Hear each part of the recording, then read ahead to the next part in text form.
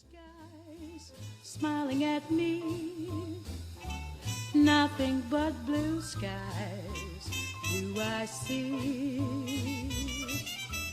Bluebirds singing a song, nothing but bluebirds all day long.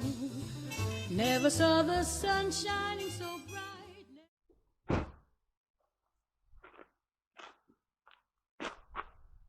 I seem to spend half my damn life at the doctor's.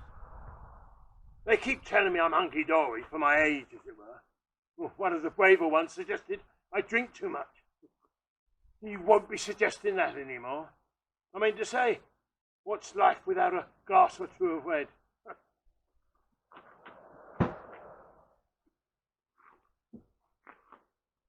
She looks after me best she can.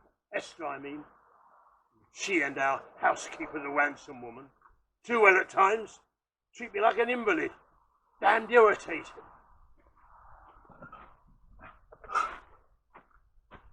I used to be as fit as a fiddle. Oh, yes. And I cannot abide today's young men, scruffy bunch of weaklings. I see them at the school gate with their heads stuck in their electronic devices. I hate to think what they'll be like when they get to my age.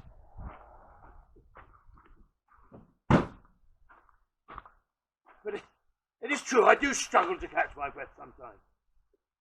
But that's to be expected, all things considered. Yes. I like to think I can still turn a few pretty young heads.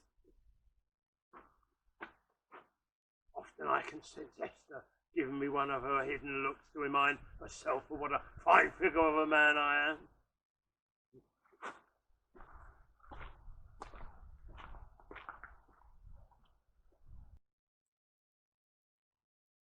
Ain't you know, Miss Lady Esther, Lady Muscar?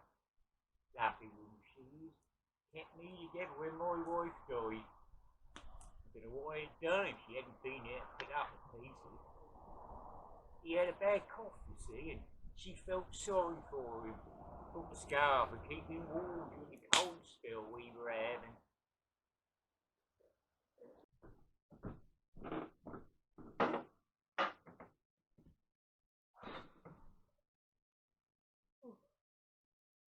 The Major's always telling us how he went through military training and how he can put up with most things. But to be honest, he's always ailing. Mind you, he does a fair bit of walking, but oh my goodness, how he coughs and wheezes. That's like listening to a pair of leaky old bellows. Up real early he is and straight into his office. Then later in the evening he's back there again. Even eats his meals up there. He never lets no one pass the door. I often wonder what he finds to occupy his mind. But still, that's one less room for me to clean. He's dead picky about stupid little things, is the Major. The strangest thing about him is that he has some kind of phobia about colours. Blue mostly. Very strange.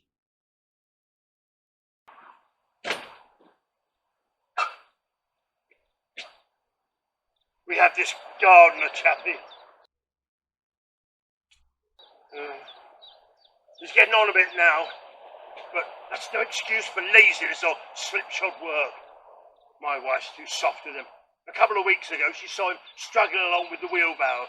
Now I have to admit, the wheel is a bit dodgy and sometimes unexpectedly, just as you have it rolling along nicely, it jams and sends you arse over tip onto the ground. Well, Dexter, bless him, the gardener, did just that, despite the fact that I have warned him several times before. And so, unlike my wife, I had no sympathy when he fell into the fish pond. In fact, after Esther had yanked him out, I blew my proverbial top.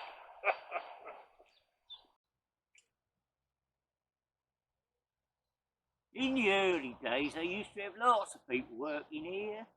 There were a cook, as well as an housekeeper, and a scholarly lady who did the secretarial work. Oh, and a young lad who looked after the estate. sort of an handyman. Some of it were real heavy stuff, mending machinery and that, as well as sorting out the fencing. Her ladyship, we were always kind of that young man. He said he was good to talk to and handsome and always willing. She often accompanied him walking the dogs. Walk miles they did. Must have done, going by the time they were out. Not anymore. There's only me and Mrs. Ransom now.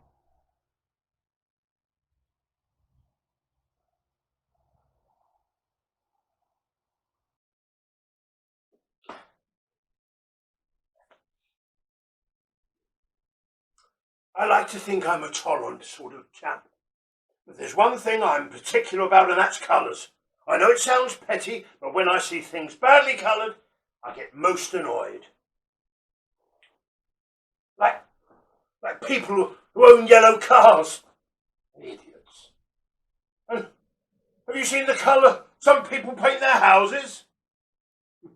I passed one the other day, white in the centre of the village, painted sky blue. Yes, sky blue. Beggars belief.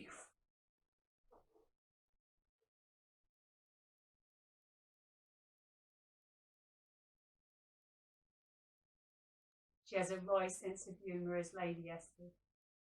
Nearly splits her sides telling me and Dexter about the things she got up to at the all-girls boarding school she went to. She reckons they didn't teach her much, but she's a good cook thanks to them. With job 2 now, cook's gone. Most days she makes lunch for me and Dexter. Wonderful things she concocts. It gives the 3 of us the chance to have a good old chinwag in the kitchen, away from his lips.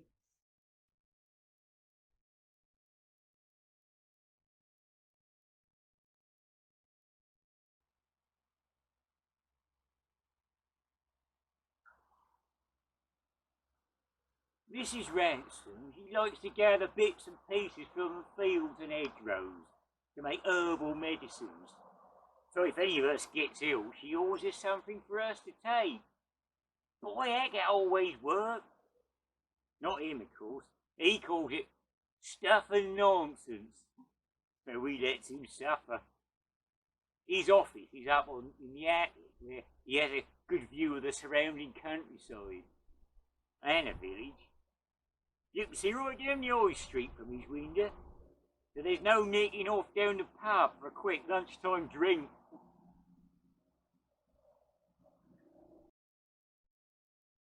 This office is my inner sanctum, and I won't have my privacy violated for any reason. The things I keep here are for my eyes and my eyes only. Oh, and I insist on cleaning it myself, despite their protestations. I tell them over and over. I'm a military man, used to keeping things tidy, and won't betide anyone who dares to break my rules. But luckily, it has a good lock. And at 10 o'clock, sharp, I turn the key, have a cold shower, and take to my bed. Military training, you see.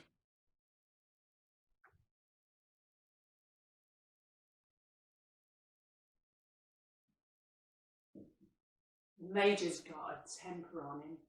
In fact, he never were a patient man, and his use of language can be a bit, well, blue. And then there's the drink.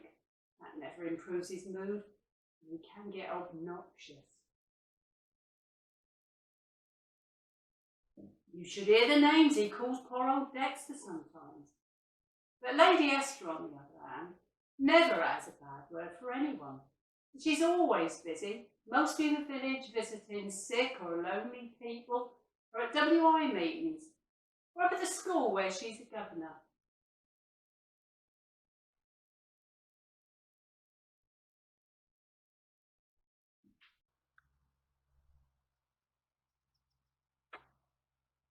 Not long ago, her ladyship took over the local village drama group.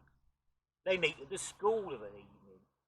You can just see the entrance from the driveway, because she ain't far to cycle. Every morning and every afternoon there's a steady trickle of young people walking through those school gates. much to the disgruntled of the Major, who watches them closely from his office window to make sure they don't get up to no mischief, so he says. Thankfully, he spends most of his time up there, or he's out in the woods with his binoculars. Always has them hanging round his neck, he has. Goodness knows what he gets up to. We never ask. But when he gets back, he always reeks the whiskey.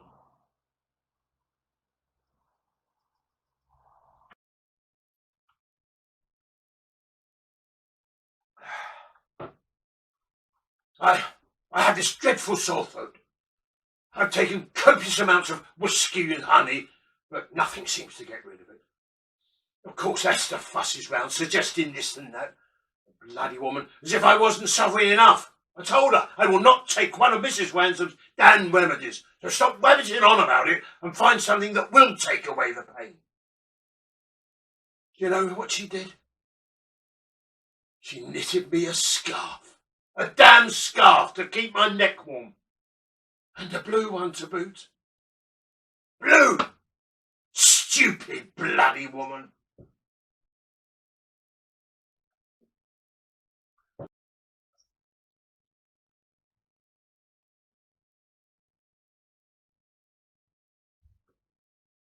Lady Esther, bless her, is always trying to get me to join her drama club. She reckons most of them are widows like me. But I told her it were all right for her, she were used to it. I wouldn't dare get up and speak in front of a load of staring eyes. Apparently there used to be a lot of gentlemen members, but most of them are pushing up the daisies now. One of them, who'd been their leading man for years, was diagnosed with some form of dementia and could no longer remember his lines. And she tells me that Mr. Sotheby, who used to have the antique shop, took over from him. The vicar was going to do it, but he left after an incident with a new ladies' school teacher and one of his own made sausages.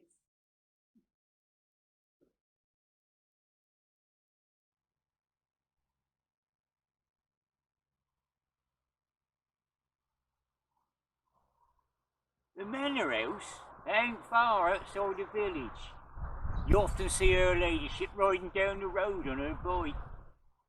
I would never tell him, but I have seen her on more than one occasion getting a lift home in Mr. Sotheby's car. He throws her bike in the back, see. They sit for hours down by the church, talking, I expect, or going through lines for their next production. He's nice, Mr. Sotheby, a proper gent. Always speaks well of folk. But she was telling me how lonely he gets living on his own now as his wife has passed away.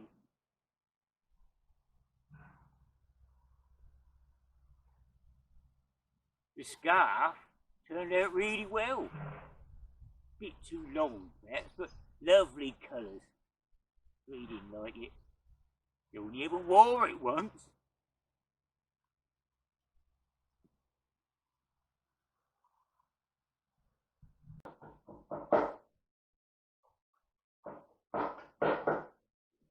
I suggested to Lady Esther that one of my herbal remedies might help with the Major's throat infection, so I made him one. A mixture of dried juniper leaves, sage and nettles.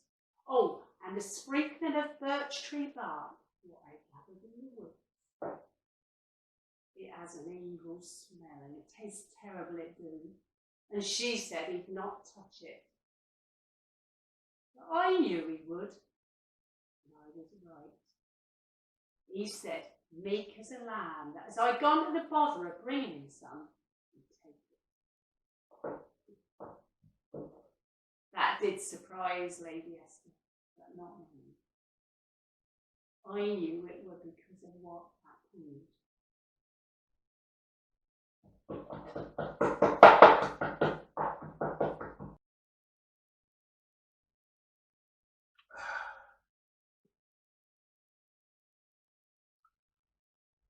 I couldn't survive without my daily sorties. There's a small gamekeeper's hut, all long forgotten and hidden, deep among the trees where I sit most afternoons and reflect on life. And all the years I've been going there, I have never been bothered by unwanted visitors. one day, completely out of the blue, Mrs. Ransom strayed by with her basket, picking bits and pieces for one of her evil brews. Well, I would normally have taken this very badly, but she's a hardy peasant stock, and despite the cold, she wore only a shawl over her flimsy clothing and had no idea I was watching her. Well, suddenly the heavens opened up and the rain poured down in torrents. Well, within seconds she was drenched to the skin and shivering with cold. So, what was I to do? I drew back the curtains, opened the door, and called to her to take shelter. And then, being a gentleman, I threw more logs on the fire to dry her out. She stripped off her wet clothing. Well, one thing led to another. But, you know, I think she felt ashamed afterwards. Well, I insisted we keep the incident to ourselves, and I can be very persuasive. You have no idea what lengths I had to go in order to ensure the silly woman's silence, despite the fact that it was her reputation as well as my own that I wished to protect.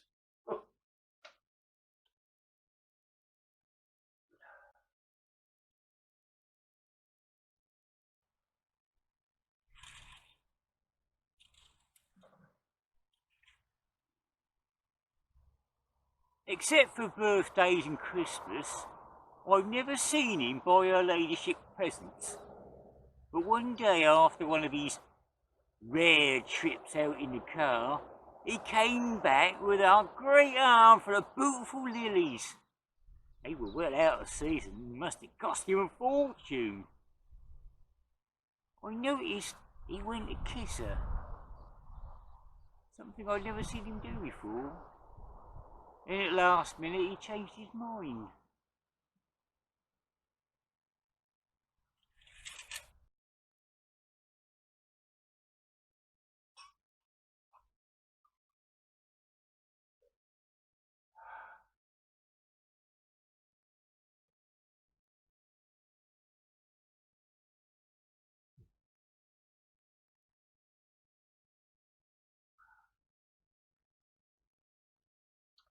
My wife knows nothing of the incident with Mrs. Ransom. Or at least I don't think she does. But because of their propensity for tete-a-tetes, I decided it would be prudent if I made an effort to be nicer than usual, just in case something happens. I even agreed to take some of the damn woman's awful medicine.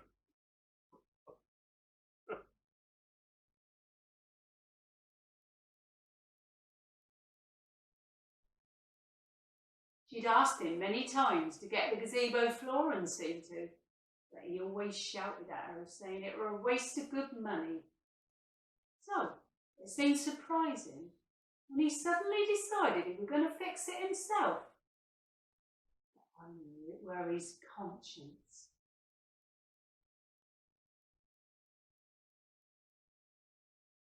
I became aware that Esther and Mrs. Ransom seemed to be talking to each other more than usual, and because of the incident in the gamekeeper's hut, I felt I should err on the side of caution.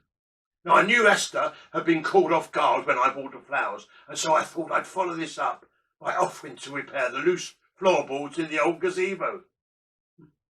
This would certainly put her off the scent.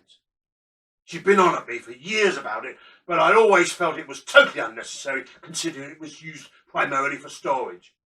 Now, I still had the tools left by the young handyman, and so, armed with his powerful drill, good stout hammer, nails, screws, and hefty screwdriver, I motioned to Esther to follow me. I set off across the garden.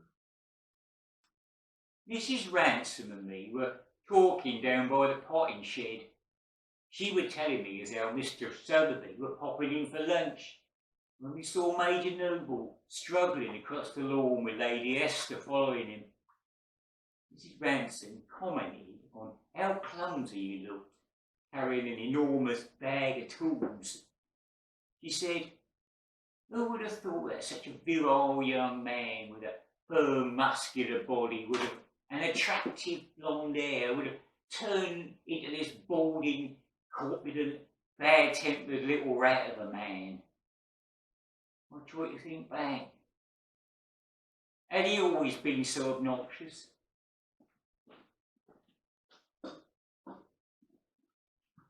You know, I reckon he had. Aware that the three of them were walking behind me, and to further please Esther, I paused, put down my bag, and took out the abominable blue scarf she'd made me, and gritting my teeth, I wound it tightly round my neck. I could sense she was pleased. When her ladyship saw us, she signalled for us to follow her, and we did. She were a little surprised to see him put on her a scarf, but I knew why he put it on. Once inside, I pushed some of the lumber to one side, slipped on my thick leather gloves, knelt down, winced at the cracking noise my knees made, and proceeded to nail down the offending boards. But as I worked, the dust rose up and brought on a bout of coughing, and to make matters worse, there was little room to swing the hammer. But despite these setbacks, I ploughed on. But it soon became apparent that nails would not do the job, and so I decided screws would be needed. I congratulated myself on being prepared for this, and after carefully selecting the appropriate size bit, I commenced drilling holes ready to take the screws. I was very proud of this powerful drill. It had everything. Hammer effect, numerous speed settings, and even a trigger lock. A real man's tool. I worked non-stop, knowing they stood behind me, watching in admiration.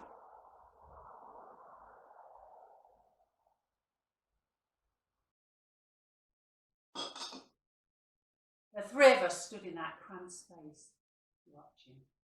We all knew he wanted us to be there, wanting us to be impressed by how this aging ex-army officer still had the capacity to get down on his knees, and as he said, damn well fix the floorboards once and for all.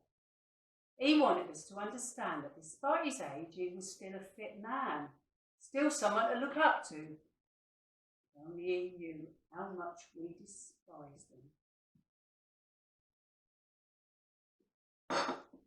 When the blue scarf she'd made him, the blue scarf he hated so much, the blue scarf he reckoned he was never going to wear, became entangled in the drill and grew ever tighter round his throat, he was transferred. Major Noble, the man who could do everything. Major Noble, the man who were always right. Major Noble, the man who had forced himself on Mrs. Ransom in the woods and thought she would never tell, he was being slowly strangled to death. He hated the blue scarf. He hated blue. Yet his face was slowly turning that very colour. When he realised his gloves were stopping him turning off the trigger lock, and that he couldn't reach the wall socket for the piles of furniture, he reached out his arms and gave an urgent gurgling sound.